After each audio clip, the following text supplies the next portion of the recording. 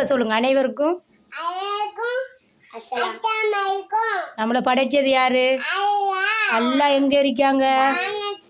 வானத்தில். எங்க வானத்தில்? எங்க நம்ம நபியோட பேர் என்ன? என்ன நபி?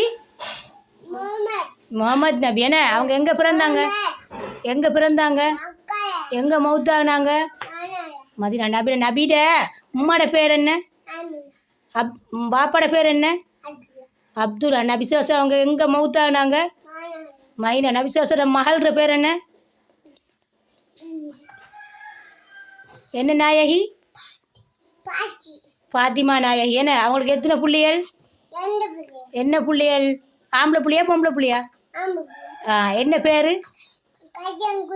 கசேன் குச்சே. சாப்பிடும்போது என்ன துவா சொல்கிறேன்? யார வீட்டையும் போனால் என்ன சொல்லணும்?